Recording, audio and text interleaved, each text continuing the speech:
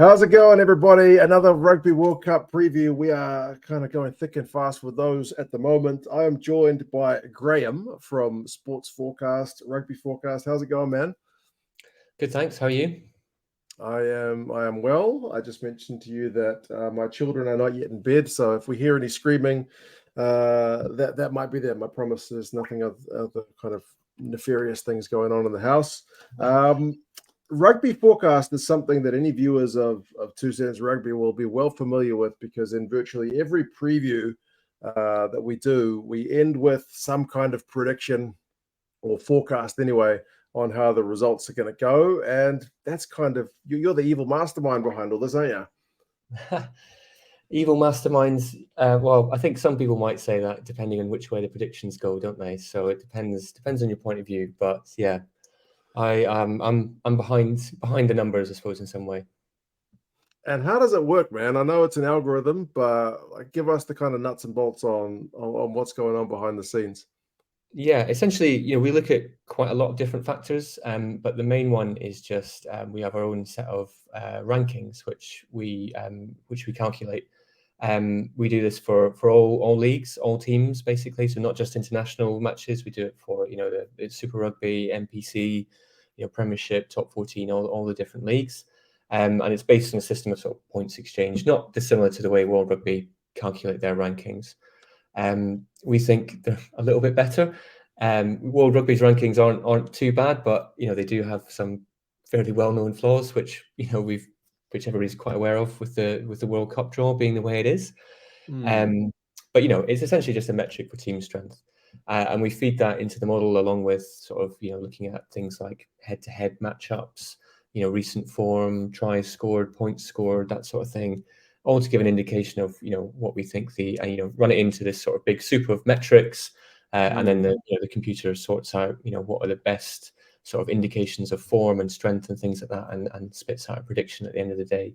The main predictor is sort of team strength kind of metrics, but there's a few other things that might sort of tweak things here and there. Now, when you say team strength, we're talking about the overall performance of the team, right? We're not talking about like which players are picked. You guys aren't looking there, giving like little numbers to each player and saying this guy's a 90 and this guy's an 85. We have actually so we don't do that, but we have actually looked at that previously. As I said, we run these predictions for for all sorts of leagues, and so trying to get the player data all the way down to Pro D2 and NPC and stuff like that is actually quite difficult. Yeah. We have looked at it for international matches, and it does. I mean, obviously, who is picked for the team does have a bearing on the outcome of the match. But we have found that, generally speaking, it's quite resistant to that as well. And I think generally what that's saying is that whoever's picked for an international side is going to be pretty good. If the All Blacks put out a second string team, it's still the All Blacks. Still a pretty good side, yeah. It's going to be a pretty good side. And so we find it's generally quite resistant. So it would make a difference, but it's a lot of effort to get it all in and get the coverage for all the different leagues. And it's not always accurate, man. Every time I've seen some company or website try to make their own kind of little index, you'll scroll through it, and within a minute you'll look at somebody and go, "Wow, that like gut feeling seems like that's way off, or he's way too high, he's way too low." So yeah, I feel like that's kind of hard stuff to get right. But home advantage is also a factor. Yeah, exactly. Home advantage is a big factor. So the two main predictors are basically, essentially, who's the better team and who's playing at home. I mean, that's kind of, everybody's got an intuitive sense of who's going to win a game, and that's usually what it is. Who's the better team, and are they playing home or away? And that's essentially what the algorithm does as well. Home advantage, I suppose, it's quite interesting to look at it from the model's perspective, because you can kind of put a points value on it. And what we found is that in international rugby, home advantage is worth about 5 points. So it's about an unconverted try. So essentially, you can imagine playing at home, you start with a 5-0 advantage. 5-point advantage. Oh well, that's good news for French fans as we sit here. Geez, so close to the World Cup. World Cup is obviously just on the horizon, and you guys have got a bunch of data for the World Cup. Shall we bring some of this up, and you can talk us through what is going on at this Rugby World Cup? Do you want to start with the pools, like Pool A? We're speaking to the French. Yeah, so Um, we were just talking before we started recording. It's looking like it's pretty much like everyone predicts that it's going to be France and New Zealand. Italy doesn't seem to have much of a shot. yeah, that's pretty much the nuts and bolts of it, isn't it? You know, we look at this pool. You've got France, New Zealand, and then Italy, Uruguay, Namibia. And you know, Italy are a decent team. They're improving. They've got a reasonable squad at this World Cup, but you know, France and New Zealand are, you know, different league basically. So yeah, you know, that first game, you know, on Friday will it's going to be electric. I'm really looking forward to it. And as you can see, it's on an absolute knife edge, 49%, 47%. Essentially, that's as good as saying we don't know what's going to happen. Yeah, Uh, you know, and you know, in the atmosphere for the home opening game of a World Cup in Paris, you know, the haka at the beginning, the French crowd, that's going to be an incredible game. But that will almost instantaneously decide the winner of that pool, and right. well, you can almost, you know, I would say as good as, you know, write it off after that. Basically, whoever wins that game will be first. Whoever loses it will be second, and you can, you know, ink their names into the quarterfinals, and you know, move on to Pool B and see who's gonna meet them who's gonna meet them there basically. Yeah, it's a shame for Italy, man, because like you said, their squad's pretty good. Like it seems to be trending in the right direction anyway, but they always draw the bloody All Blacks in their pool, so it just makes it that kind of extra bit, harder to get out of. Pool B, you just said Pool B, and I know that's a pool with a kind of special place in your heart as a Scotland fan. How are things looking for your guys in this so-called pool of death? Yeah, well, I don't want to get into too much detail about it because this would turn into some sort of therapy session probably. But you know, obviously as a Scotland fan, this is pretty painful viewing. You know, we're coming into this World Cup, and I think, you know, both the stats and kind of, you know, anecdotally, people would definitely agree that this is the best Scotland side. You know, this In a long statistically, time, eh? this is the best Scotland side we've ever had. Wow. They are, you know, they are performing and getting results that, you know, we've you know, never really had in the past, basically. Up to fifth in the world, which is our highest ever. And you know, they've stayed there. You know, I think previously we went there for like a week and then back down again. But you know, Right. they've stayed there since the beginning of the year, so that, you know, they've got a bit of longevity, and I think they legitimately, you know, earn that position. But in the pool with Ireland and South Africa, it's not, you know, it's not looking good, is Not it? ideal. We think roughly a 25% chance of getting through the pool, so it's not beyond the realms of possibility of 1 in 4. Okay. Okay. It's But a better situation than Italy's in Pool A, for sure. exactly. But you know, it's I'm not feeling good about it. Basically, it's, you know, as you can see, South Africa, we got a 10% chance against South Africa, and where's the Ireland game? Right at the bottom, 23% chance against Ireland.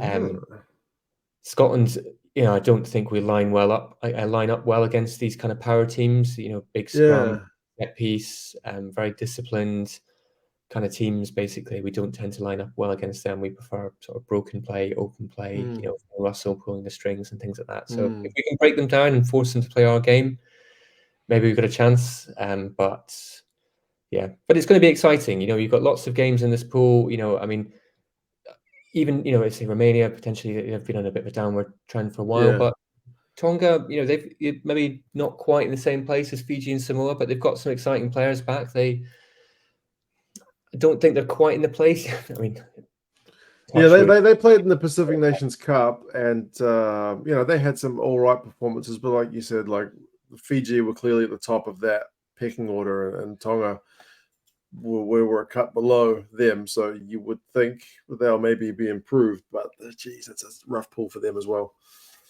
Exactly, yeah. So hopefully, you know, Scotland will have enough to get past them, and then you know, the thing with Tonga is probably trying to avoid any injuries, and then Yeah, you know, we can wait and see what happens against South Africa and Ireland. But plenty of, you know, loads of exciting games in this pool, but I suppose mainly between the big three, and then some hopefully. Scottish fans have said it would be very Scottish for Scotland to upset one of the big two and then lose to Tonga. How do you feel about that as a Scotsman?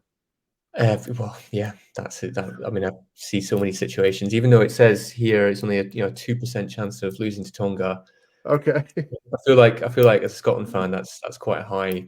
Yeah. Also, yeah, I can see Scotland upsetting. you know, well, maybe not, but, you know, upsetting South Africa in the opening game and, you know, everything's looking good. Right.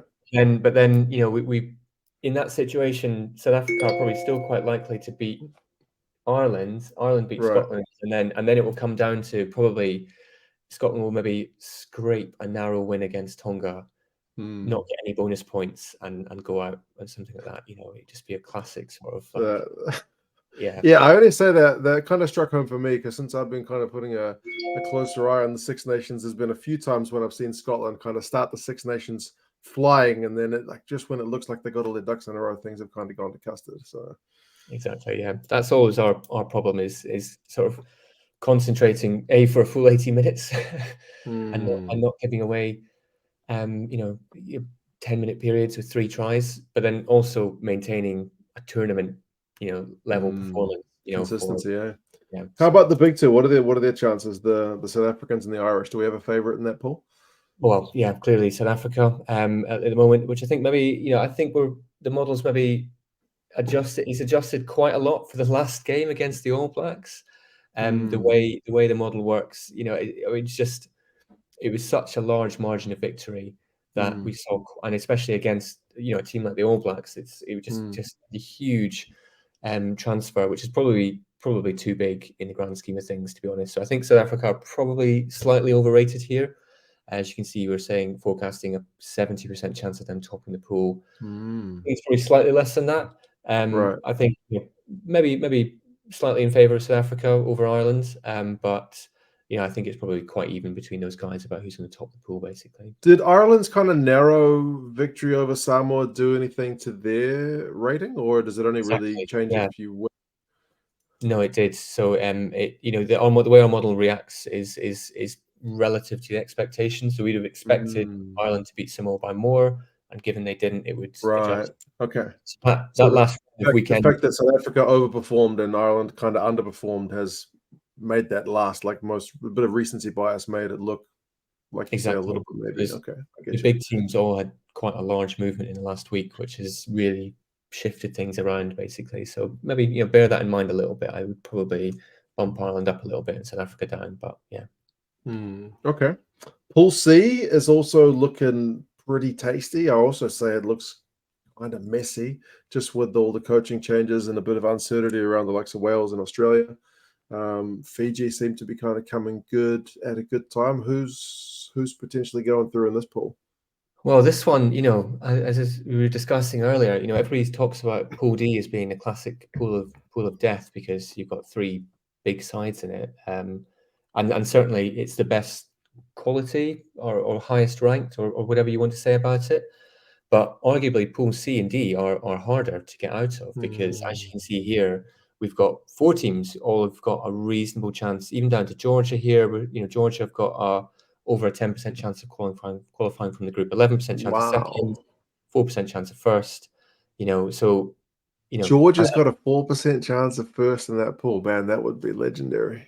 I think it's, you know, I think there's maybe again a slight issue with the model and the tails. I probably wouldn't say Georgia, but a 20% chance of beating Australia.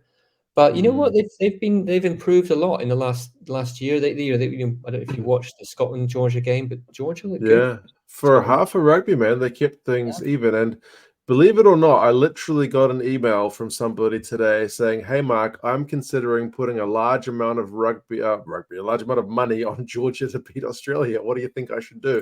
I haven't replied to them yet because I tend to not give gambling advice to people. My advice would generally just be only gamble money that you can afford to lose. But yeah, I mean, the fact that you say that, and then clearly other people are thinking the same thing, that it's not impossible. yeah, that would be. You know, I would give the same gambling advice. Basically, only gamble what you can afford to lose. It should be, you know, it should be fun. It shouldn't be, you know. But yeah, you know, Georgia look good. You know, and Australia and Wales, you know, don't look that good. You know, it's certainly not compared to how they usually are. Yeah. So yeah, a lot. You know, as you can see, we've got, you know, we're rating Fiji over Wales in this pool. It's, you Wow. know, obviously pretty close, but based on the last series of results, Fiji beating England, it was already pretty close, but that's tipped over the edge towards Fiji. Um, so you can see this pool is, you know, I mean, where do the top guys, you know, who are the top guys? First of all, Yeah. you know, presumably Australia slightly, but when do they get a chance to rest their players? Are they going to put out a B side? Can they afford to put out a B side against Georgia in the opening game? Like, it's going to be it's a tough pool, and Yeah. then Fiji and Georgia are big physical teams. Trying to avoid injuries for a full month, 4 games in a row. It's going to be, and then you get out that group and you get quarterfinals, semi-finals throughout that. These guys have got a tough draw basically. Yeah. There's no easy So games in that pool. Maybe the Portugal one, but yeah. exactly, maybe Portugal. But then you got 4 sides, so all the games in this pool should be Australia, Georgia. That's normally you people might not watch that game, but there's Georgia got a chance in that game. I would Yeah, it's be massive. recommending people watch that game. Likewise, Wales, Fiji. Fiji beat England in Twickenham. Georgia beat Oh, Wales last Wales, Fiji. year. I think that's the opening game for those sides in this Yeah, pool. on That's Sunday, gonna this be Sunday, yeah. massive. So, and we're saying it's a toss-up. We're slightly in favor of Fiji, but, essentially it's very close. So Wow. yeah, I think, there's so many games in this pool that are very, very exciting. So, and all of them, this pool, we could see huge changes and chances depending on results. Australia presumably will probably get past Georgia in the opening game. Yeah. That Wales Fiji game, that's they're presumably going to, in some ways, we probably think that's the game for second at the moment. But Yeah. then Australia Fiji, that's pretty close as well. So Fiji could cause an upset there, and suddenly it will go on its head again. So we could see huge changes in this group. So that's definitely one to keep It's an eye on. crazy, isn't it? Like when you look compared to Pool A, where you said basically, there's not really a heck of a lot of games where you're like genuinely on a knife edge for anything, and then everything in Pool C Yeah, is just like there's not really any games which are yeah, not crucial. exactly. Yeah, so it should be keep your eyes on Pool C definitely, because it's all the games in that pool should be great to watch. Even your classical sort of tier 2 nations who you might Yeah. not really think that you should give them a watch, that they're worth it in this pool, definitely. So Yeah, exactly. Pool D, is it pretty similar? Because those teams all there seems to be a few. Oh, yeah, not quite a, arguably not quite as, maybe not quite as even. Is a little bit more clear cut. it's a little bit more clear cut. I mean, I think we give Japan a little bit more chance than we gave Georgia. Right. But there's probably two. As you can see in the chart, there's two slight more favorites, but Samoa and Japan are still there, and could easily cause an upset. Especially, I mean, Argentina are quite a hit and miss team. I think they can blow very hot, but they can also be pretty cold as well.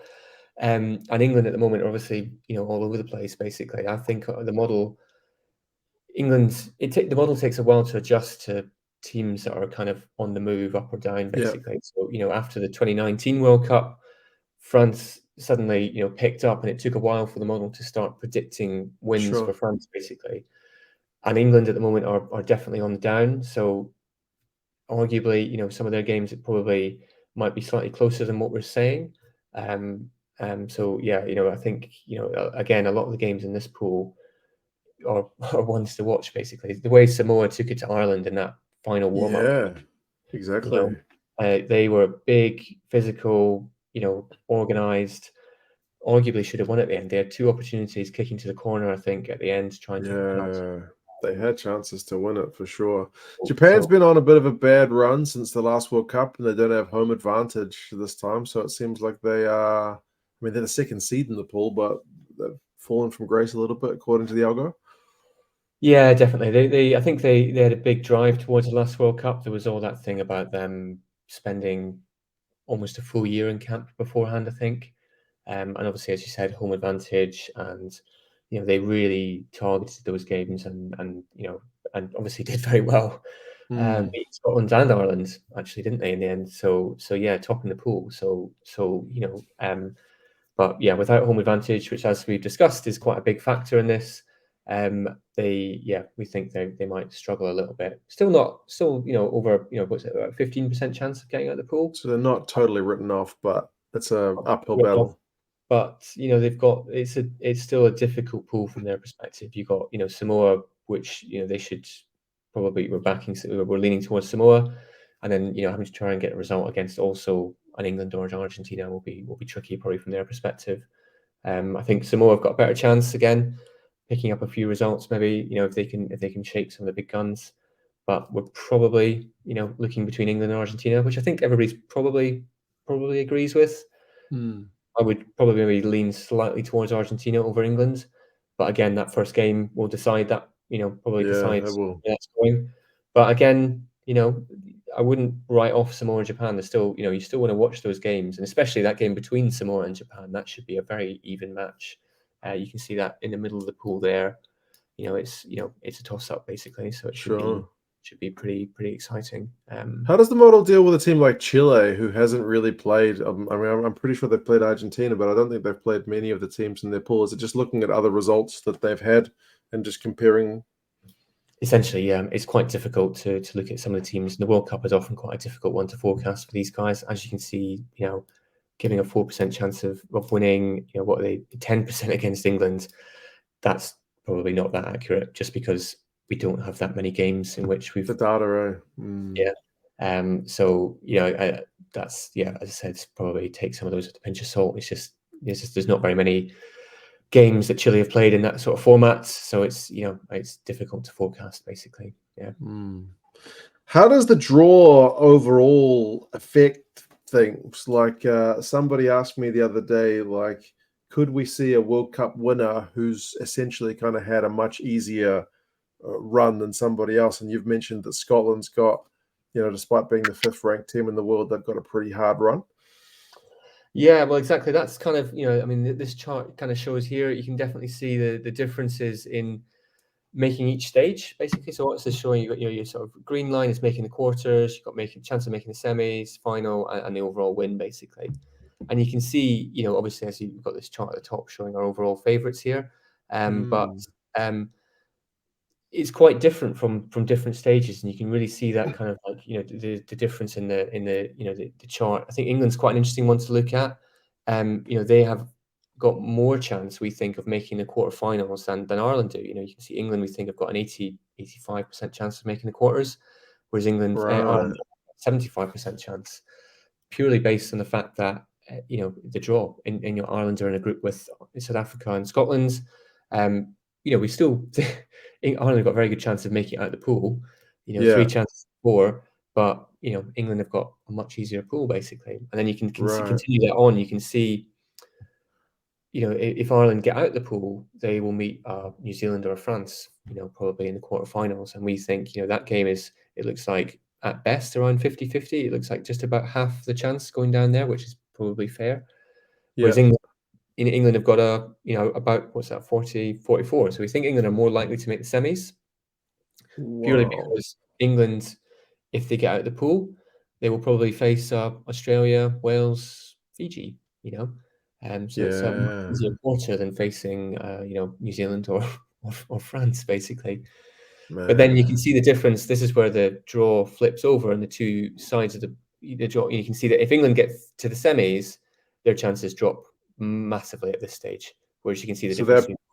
They're predicted to go head on head with the team coming from the other side of the draw and kind of get steamrolled, basically. And we don't know who that's going to be, because we're saying it could be in Ireland, it could be South Africa, it could be France, it could be New Zealand. But whichever of those teams make the semi-final, England's the underdog for that one. Yeah, you think going from a 40% to a 10%. What's that like? We're talking about, we think England have got around about a 15-20% chance of winning that game. So England have got a good chance of getting through to the quarterfinals and the semi-finals, but then after that, we think that the chances stop. And you can see that pretty much for all these teams on this side of the draw. Argentina, England, Australia, Fiji, Wales. Good chances of making the quarters. These orange bars are quite high, but then these silver bars are very, very low compared to these top 4 teams. And that's just because we're sort of saying, these are the big guns. They're all going to kind of knock each other out.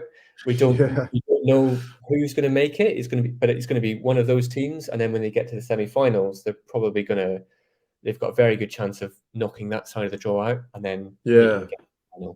So if anything, their kind of quarterfinal is the big one before the final, assuming. Exactly. And you can kind of see that again in this sort of, that's the way the draw would work, basically. So you can see, admittedly, all the quarterfinals look quite even, don't they? Yeah, pretty tasty. all 50-50s, but there's a marked difference in again, quality or ranking or whatever you want to say on different sides of the draw. Sure. And then the right hand side of the draw should just come through, and you can see obviously 80%, 15%, 20%, basically. So yeah. Is this the most like even World Cup though, in terms of the difference between like the traditional big guns and your tier 2 teams? Because like, I mean, just from the top of my head, usually you look at a World Cup and you can look at the pools and go, these two will make it out. And then there's one pool where you go, that one's kind of a toss up. So is this one looking a fair bit more even in terms of the balance of things? Exactly. Yeah. I mean, generally across the boards, at the top, obviously, you can see our overall favourites here. We're leaning towards South Africa as the favourites. Nice. Interesting. But France, New Zealand, Ireland, all with good chances. I say So leading. it's kind of much of a muchness between the big guns, but still South Yeah. Africa 1, Exactly. Yeah. France 2, New Zealand 3. It's slightly different from the way the bookies have got it, hey? The bookies are, as you can see down here, who are they leaning towards? They've got France as favourites and New Zealand as favourites, actually. New Zealand favourites, France, South Africa, Ireland. Yeah, that's probably, it's not a huge difference in there. It's not a huge difference, no. But yeah, I think, it's probably fair to say I think our model is maybe slightly overreacted to the South African win over New Zealand. So Right. maybe you could dial them up or down a little bit. But the bookies are well priced. Basically, there's not a huge there's no opportunities in there. Basically, I can't recommend any bets. Generally, the way it works is that if the bookies percentage is less than our percentage, that would represent a value bet, and that would be something that you would say, oh, that looks like you should put a bet on there.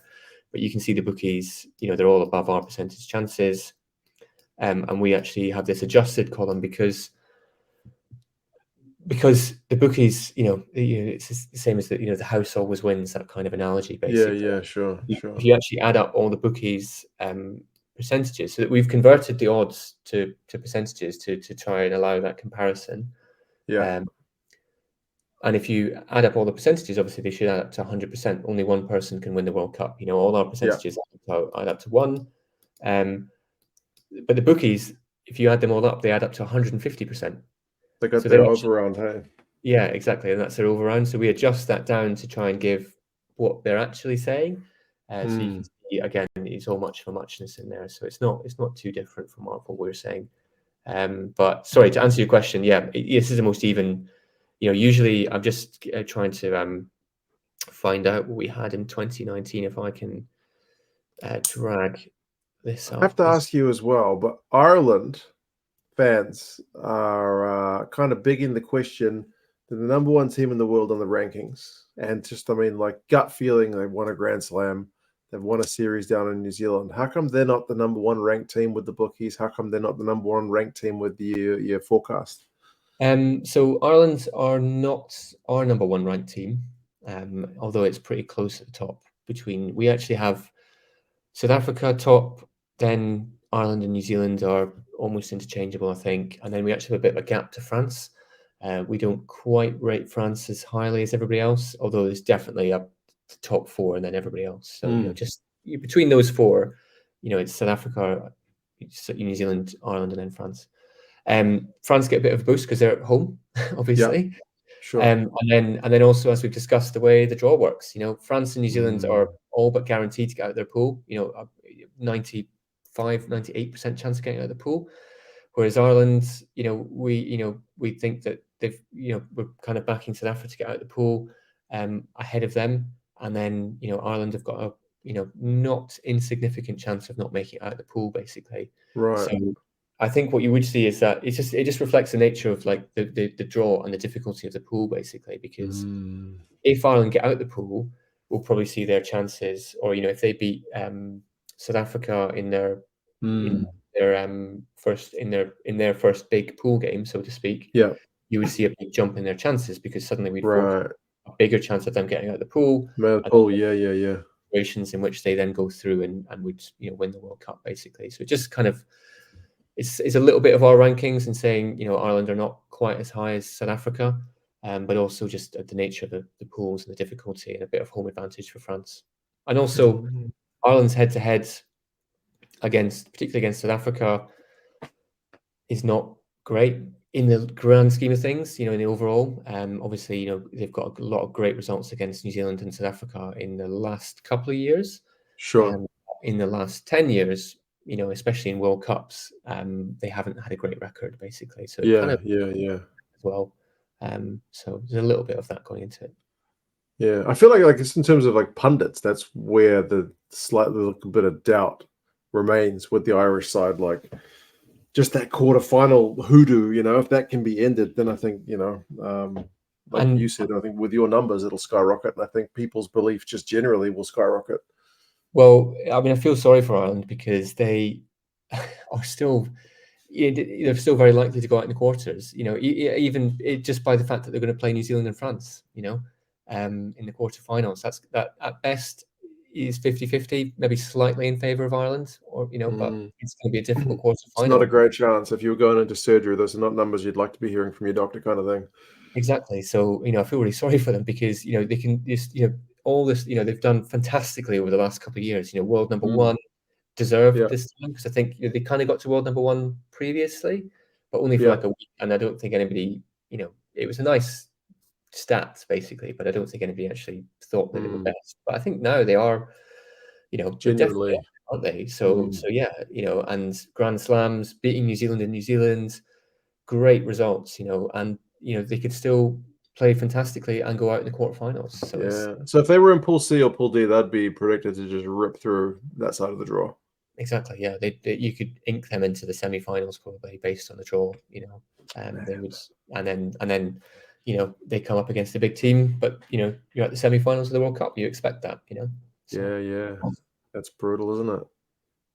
Yeah, it's a tough draw. It's a tough draw, but that's that's the luck of the draw, so to speak. And you can almost you can see the luck of the draw kind of in these percentages. Basically, that's what that's showing. Basically, is that kind of aspect of that cliche is kind of proving it true. Basically. Yeah, sure. Are there any other screens you want to kind of or stats you want to run by us? Because I love a good stat before we kind of wrap things up. I think it's just the fact that it's the most open World Cup we've ever had, basically. As I said, I was trying to bring up. I can't.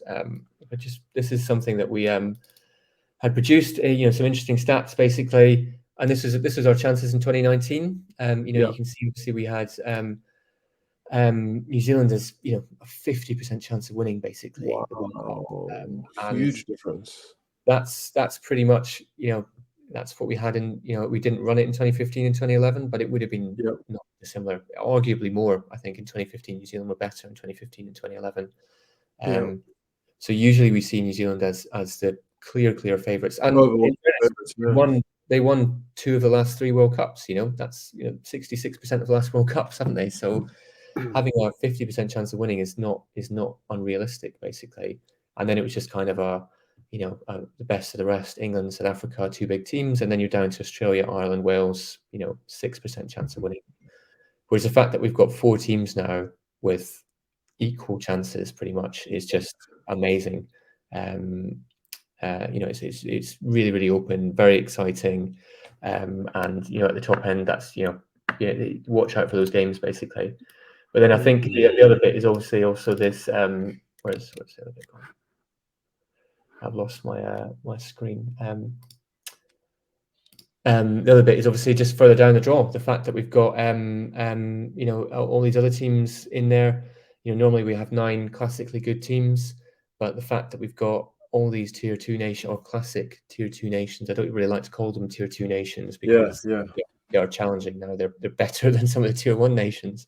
The fact that we've got Fiji, Georgia, Samoa, Japan, all these teams coming in who can challenge the big guns and legitimately have a good chance of qualifying for the quarterfinals is fantastic. So it should be, the greatest World Cup ever, basically. So very, very open. And that speaks to the fact that maybe the game's in a good place, at least, having so many kind of genuine contenders. I mean, I know there's other issues going on with the game, but that's at least a little bit encouraging. Yeah. Putting the numbers to one side for a second and thinking with your heart, do you have a particular team that you think is going to get it done? It's hard to look past the established, New Zealand, South Africa is basically, in my eyes. They know how to get the job done. As you've said, Ireland have a bit of a hoodoo of, I think Ireland will get through the pools. Mm. Even the fact that we have to say that speaks to Yeah. the quality of it. It's but I You think say they'll that as a Scotsman who's in the same pool as them. exactly, yeah. I think they'll get through. But they just got such a tough draw, and and the pressure that'll be on them if they get through. Playing France, they either have to play France at home in a World Cup, or they have to play New Zealand. New Zealand, yeah. And they've obviously got a good record against New Zealand, but New Zealand are still an excellent team. I think that game against South Africa, people have gone quite hysterical about it. New Zealand is still a very good team. It was the last Yeah. game to warm up. They played a lot of the game with 13 men. I reckon they probably just decided to try to not get injured basically after half time. Yeah. It's an interesting one as well, because from a New Zealand point of view, like we had our own hoodoo for a while. Like we couldn't win World Cups since 1987 until 2011. Like the New Zealand teams would go into all these World Cups utterly dominant, winning every trophy they could, and then they would get to a World Cup and just choke. So I feel like if Ireland can get the quarterfinal monkey off the back, then I think they're kind of free just to to really make a good run. Yeah, and I think France have obviously got the advantage of home advantage, but I feel like they potentially could almost overplay. I think that there's so much excitement around the French team and expectation. And obviously, you can see the bookies are, the bookies are just moving to what people are betting on, basically. Betting with, yeah. So France are up there because a lot of people are betting on them, basically, and that level of expectation is difficult to deal with, and especially that opening game, it could go one of two ways. I feel like France could come out and blow New Zealand away in some ways, because if they get running, they're very difficult to stop. But in the same way, they could kind of get too excited almost and just try and overplay, and then New Zealand could just clinically kind of put them away basically. So I think it could be. So yeah, it's going to be difficult, but I'm kind of, it's hard to look past the guys who've done it before. Basically, I would love to see a new winner. In some ways, as a Scotsman, if Ireland and Scotland could put South Africa out in the pools, and then New Zealand lose in the quarterfinals, and then suddenly we've got a very open path through. I would love to see a new winner. Obviously, would love to see Scotland do it, but I think what's Scotland's chance? 1% chance, 2% chance. So you're telling me there's a chance? Yeah, exactly. Well, that's it. I think that's the way about these the percentages. In some ways we can say, look, if Scotland, if Fiji win, we predicted it. We said it could happen. It might not be in the spirit of the predictions, but technically we did. Yeah, it's there. It's there. So if people want to look up the this kind of data for themselves, where do they find it? It's on our website. So we've got sportsforecast.com. If you navigate to there and then click on Rugby Forecast at the top, that takes you to, you can see all the predictions in there for all the different leagues, but you obviously got the World Cup in the leagues, and you can see all the predictions and all the information in there. Click into matches, you can see the kind of head-to-heads, all the standings, and the sort of analysis tab is that kind of, we showcase all that information, all the pools, the overall chances. And we're going to update this, sort of immediately after each game. So, we can check back in. And obviously, on Saturday, on Friday, once the New Zealand France games happened, we should see a huge flip in the percentage chances here. One team will take a huge step forward. The other team will very likely finish second. Probably not anything groundbreaking, but potentially after the weekend, there's a lot of, interesting games. That Scotland-South Africa game, we could see a big change in some of the percentages in there. And especially, the opening match, Australia, Georgia, Wales, Fiji, England, Argentina, there's a lot of sort of pool defining or interesting games in there. So you can see those percentage chances jump around. So if there's anything unusual that's happened and you want to see what the updates say and how that match has affected the pools and the overall chances, then come and check it out, because it will all update after each game. Yeah, sounds like you're going to be a busy boy. At least the time zones, I think, work a bit better for you than they do for me. You're not going to be up at like 3:45 or something to update percentage chances. You're not heading across the channel to go to any of the games? I've got some tickets to see Scotland Tonga, so I'm going to Nice. Nice. Nice in Nice. when's that game? At the end of September, is it? Yeah. You'll be updating the forecast from your hotel room as well? Well, I've managed to set it up so that it hopefully should be able to update remotely. So I should be able to update it from the stadium. Nice. Famous last words. It might not work, but in theory, it should all run. So yeah, hopefully it should be fairly easy to keep up to date. But yeah, as I said, it's favourable for the time zones for me. Are you going to watch every game? Are you going to be up at the crack of dawn too? I'll probably pick and choose. Thankfully, many of the kind of big games are on at a more reasonable hour over here. There's a lot of, like, the France-New Zealand game is like a 7 o'clock in the morning kickoff, which is pretty decent. There's a few which are on kind of in the middle of the night, but thankfully the French like to stay up late. Like the big games are often the 9 p.m. games in France, which is like 7 or odd in the morning here for us at NZ. So yeah, it's not too bad. I can't commit to watching every single one live, though, and I can't complain either, because the last tournament in Japan, the time zones were golden for us in New Zealand. They were all kind of like early evening into like around about midnight. So yeah, we had it pretty lucky last time. Very good. Yeah. I think that's always the difference between there's the two centres of rugby, the Europeans and the sort of like Antipodeans, basically. And that's right. Can't have it right for everybody. That's it. All right, man. Well, cheers. Thank you for the tour of all the data, and we will see how it kind of pans out. Obviously, you're looking forward to it. You're going to it. I'm looking forward to it, and yeah, I would encourage everybody to check out the website, because you can certainly get lost in all the possible permutations, which we love it. Yeah. Cheers, man. No problem. As I said, any questions, feel free to email in. I'm always here, keen to hear from people. So yeah, enjoy the tournament. Cool. Thanks, man. Catch you next time.